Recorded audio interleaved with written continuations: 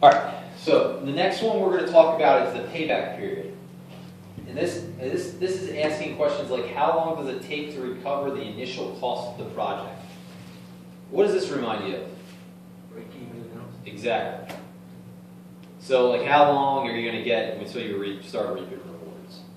Very similar to that, basically based on that. So the computation here, you're going to estimate the cash flows. You're going to subtract the future cash flows from the initial cost until the initial investment is recovered. A break-even type of measurement is created. And the decision rule is to accept the payback period, except if the payback period is less than some preset limit. This is one of the reasons why this tool, although it's worthwhile to discuss, because it's worthwhile to, this might be something you want to talk to your manager about, but you're not going to make a rule based upon how quickly you're going to get your money back.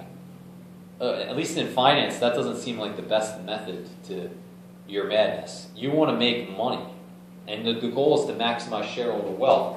It's not to maximize shareholder wealth in the next year. It's to maximize shareholder wealth over the long haul. So the payback period thought is just going into how long it's going to take you to get to there. Okay, so you can imagine you have this example that we've been laying out before. And let's just say you want to know when you're going to pay it back. That initial 165. You probably have an idea already because we were only going to get 12,000 back, right? So it's probably in year 2, just off the top of your head, but you can prove it. And the way you prove it is you use cumulative cash flows. So the first thing you're going to do is you're going to, notice you have 165 here, and this is negative 165. Then you're going to add this 63,120 into that negative 165. So that falls to negative 101,880. You add $70,800 to that, and it comes down again to 31. And once you add in the 91, it goes to 60. So at some point in between year 2 and year 3, it turns. Question is when? Well, the way to get to that is you go year 2 plus $31,000.80 over this $91,000.80. If you do that, this comes out to 0.34. This 31 over 91 comes out to 0.34. So it's 2.34 years it takes to pay it back. It's a little complicated, but the way we did this was we looked at cumulative cash flows to find out it was after year 2 when this occurred. And then we looked at, okay, it stopped right here. This is $31,880 or $31,080. We're going to put that over the next cash flow, which is 91, and then we get that 0.34. So do we accept or reject the project? The question is, it depends. Right? What did your boss say? How quickly do we have to get this thing paid back by? So it's not a really good decision-making tool because it's all based on how quickly we need to get it back by. But maybe, if you're getting a loan to do something, maybe this is a reasonable way of doing it because at least then you'll know when you're going to be able to pay it back. So does the payback rule account for the time value of money? Based on what you've seen so far? No. Does the payback rule account for the risk of the cash flows? No. Does the payback rule provide an indication about the increase in value? No. Does the payback rule permit project ranking? No. Should we consider the payback rule our primary decision rule? No. But it's useful. Okay, so this isn't the best way to make decisions, but it's useful. So the advantages of the payback rule, it's easy to understand. It adjusts for uncertainty of later cash flows. It's biased towards liquidity, but it asks the wrong question. Disadvantages, it ignores the time value of money, requires an arbitrary cutoff point, it ignores cash flows beyond the cutoff date, it's biased against long-term projects, very biased, such as research and development and new products. So that's problematic. I told you guys at the outset that we're skipping the average accounting return. So at this point, if you were following along in the textbook, you'd go through that. Once again, read it. One more time for people on the video. On Moodle, you'll see a Word document that it says videos. Click on that Word document and watch the video on average accounting return. Okay? You can do that at home.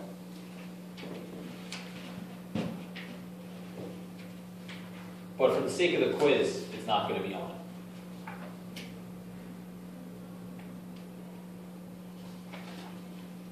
All right. Internal rate of return. This is another decision-making tool, and this is a very important alternative to the NPV tool. It's widely used in practice. It's intuitively appealing because it's in a percentage form rather than a dollar form. It's based entirely on the estimated cash flows, and it's independent of interest rates, which is positive.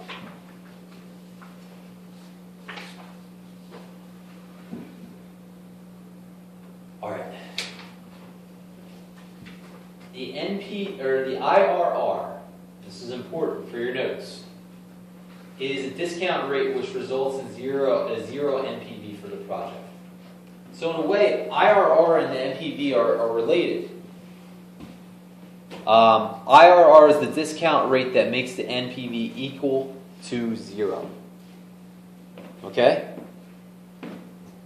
So before, if you remember back to that formula we were looking at with NPV, there was a required rate of return there, right? You remember that that was actually a big R? We used 12.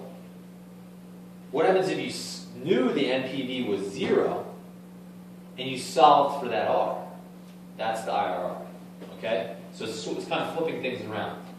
The decision rule here is to accept it if the project, accept the project if the IRR is greater than the required rate of return. So once again, this is what I was just talking about. Here you have a typical NPV formula. What we're doing here is we're going to be replacing that R with the IRR, and we're going to be setting the NPV equal to 0 and solving. Because after all, let's go back to that original formula. How does NPV work? It has to be greater than 0, right? So what the IRR is going to do is go, how are we going to get you to 0? That percentage that gets you to 0. That's why the IRR is an important decision-making tool. It's kind of doing, in a sense, similar things. Computing IRR for the project without a financial calculator, or in our case, Excel, this becomes a trial and error process.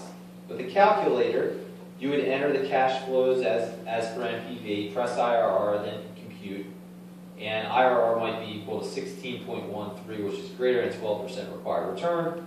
You would want to accept the project under those circumstances. Let's go with Excel.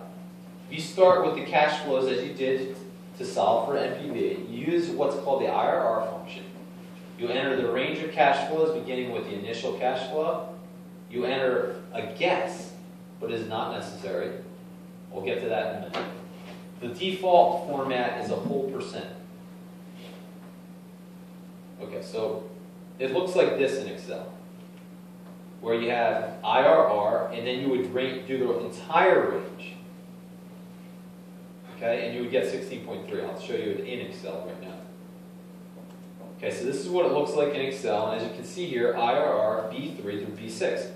Now, what is one huge distinction between this formula, which states IRR, parentheses, B3 through B6, and the one we were looking at before, with NPV? Okay, I heard a lot there. Was it what? You didn't put the initial negative 165 in. Right, with the NPV. Right. But you do here. Right. So remember that. That's very big, because you'll get yourself confused. On top of that, what was the other thing? With the other one, you had a rate, right, 12%, right? Here you don't. So here we're going straight down to using the entire range, whereas NPV we only used from 63 down to 91. With NPV, we put in the rate. Here we do not. Because in a sense, we're solving for the rate with the IRR. So we're solving for 16%, and 16% is greater than 12%. So according to IRR, we would accept this project too. Okay? Why would we accept this project? Because that 16% is greater than the 12%. So we are, in a sense, using the 12%. We're just using it as a comparatory type of thing, rather than in the formula itself.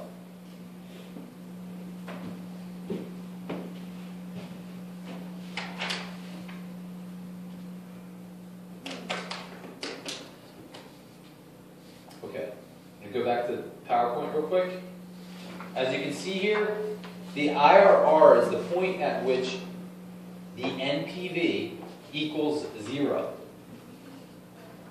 At that point, that's the IRR of 16.13. So this is interesting, but this is basically what our formula was stating. So this is, in a long story short, this is exactly what that formula was stating, which was, and what is the rate at which the NPV equals 0? The IRR is that rate. Decision criteria test, IRR. Does the IRR rule account for the time value of money? Yes. Does it account for the risk of cash flows? Yes. Does it provide an indication about the increase in value? Yes. Does it permit project ranking? Yes. Should we consider the IRR rule for our primary decision criteria? Yeah, no. So there's a reason for that. We're going to get into that now. IRR has some problems. So the internal rate of return has some problems. It does. The good thing about it is it's doing the majority of these important things, but there's some issues with it. The advantages.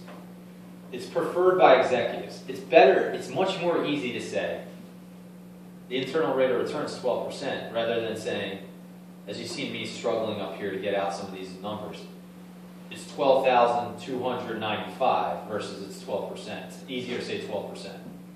So it's intuitively appealing. It's easy to communicate the value of the project. We'll make X% more, rather than going through levels. If the IRR is high enough, it may not need to estimate the required rate of return. It considers all cash flows. It considers time value money. Provides an indication of risk. Disadvantage. It can produce multiple answers. This is the big disadvantage. And you cannot rank mutually exclusive projects. The reinvestment assumption is flawed as well. So we're going to go through some of these.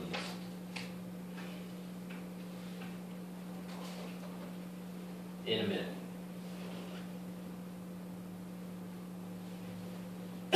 Okay, this is just a slide that's thrown in just to remind you of the decision-making criteria. So far, we've seen that the net present value and the IRR are both saying except for the project we've been working through. So, NPV and IRR will generally give the same decision. They did in our case. The exceptions are when you have non-conventional cash flows, and this is when a cash flow sign changes more than once. I'll show you the example of this in a second. And mutually exclusive projects. Here you have initial investments are substantially different, timing of cash flows is substantially different, and it won't reliably rank projects. So let's first go into these situations where you have non-conventional cash flows. This is a situation where you have cash flows change signs more than once. They're most common when you have an initial negative cost, which is what we've seen in the past, cash flow, a stream of positive cash flows, and then a negative cash flow to close the project. I talked about this a while back in an earlier class. For example, a nuclear power plant or strip mine, you have to I talked to you about this, I believe, before. You actually have to, there's an expense when you close it.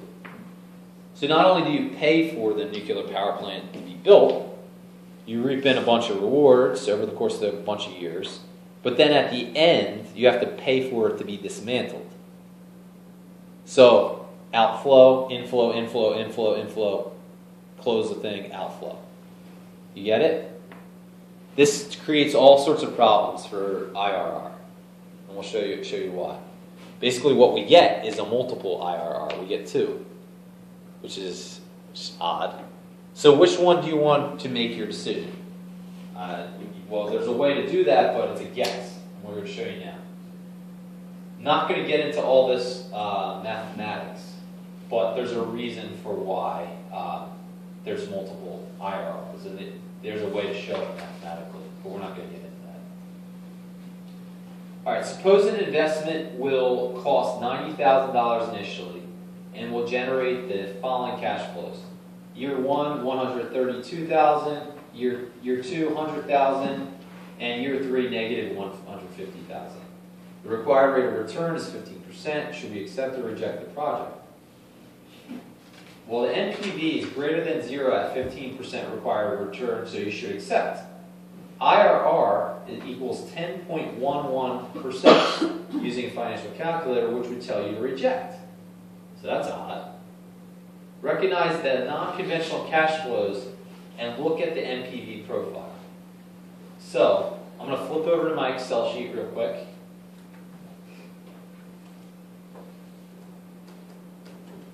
So we have these, there was an initial $90,000 outlay, 2 years in a row, you made over $100,000, and then you have to pay out $150,000 at the end.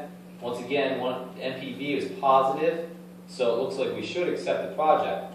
Our IRR was negative, or was not negative, but it was 10.11%, which is less than the 15% required return, which means we would reject it. The problem is that the IRR, you need to make a guess at the end of it. This is one of the problems with me not being able to use Excel right now, so I can't show you this, but if I could, if you just look up at this formula here, it says equals IRR, parentheses, B5 through B8. So they just went right down, just like they normally did. And then they had a comma, and because it always says, it prompts you, if you try it in Excel, it prompts you, and it says guess.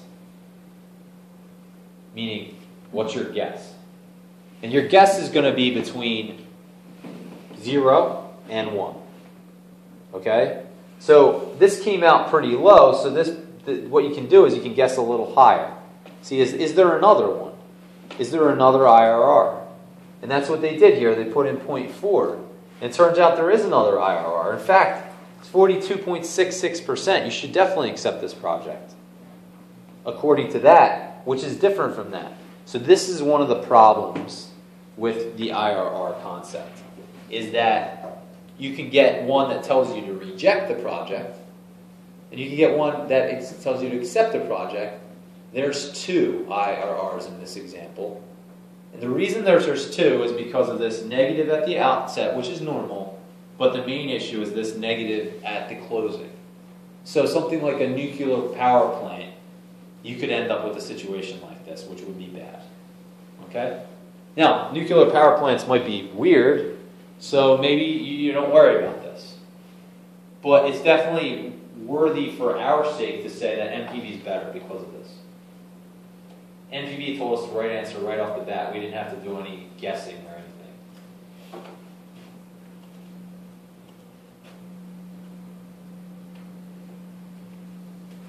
Here is why it hits twice. So it's crossing the x-axis more than once here. It crosses at this point, and that's when it starts to actually become a positive project. And then as you move along this x-axis, which is the discount rate, and you somehow get to right around here, you end up getting to a point where it starts to become negative again. So this isn't all being communicated when you calculate out the IRR. So this is one of the reasons it's problematic.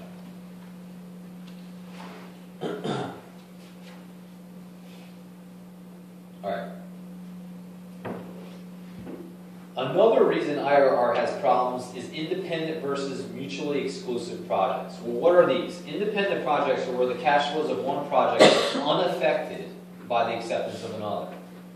Mutually exclusive, which you've probably heard that term before, is the acceptance of one project precludes the accepting of another.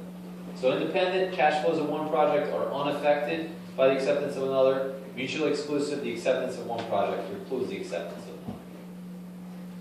IRR assumes a reinvestment at IRR. NPV assumes reinvestment at the firm's weighted average cost of capital. We're going to discuss this in more detail in later chapters, which is more realistic, and the NPV method is the best. The NPV should be used to choose between mutually exclusive projects. All right, so the example that they're going to give here is that view an example of mutually exclusive project. The required rate of return for both projects listed is 10%. And which project should you accept and why? Well, both of these projects should be accepted according to both rules. Just right off the bat. You see this, the IRR is 19.43, greater than 10%. 22.17 for project B, greater than 10%. NPVs are both positive, so we want to do both of these. The question is, which one do we want to do? And this is an example where they're mutually exclusive projects. They're not independent. If they're not independent, you're going to get situations where this may arise. Where project B, according to the IRR, seems like the better project because the IRR is greater. But the truth is, we should be going with project A because the NPV is telling us that. And this all comes down to the fact that it's mutually exclusive. If it was an independent project, we wouldn't get these numbers for the IRR. They would fall in line with the NPV numbers. So there's reasons for why there's problems with the IRR. There's several reasons for why there's problems with the IRR. Non-conventional cash flows and mutually exclusive projects. All right. We'll just skip through that. Okay, conflicts between NPV and IRR. NPV directly measures the increase in the value of the firm. Whenever there's a conflict between NPV and another decision rule, just know that the NPV is always the one you should use. IRR is unreliable in the following situations: non-conventional cash flows and mutually exclusive projects. Okay. Well, what happens if you could modify? I'm going to pause this again.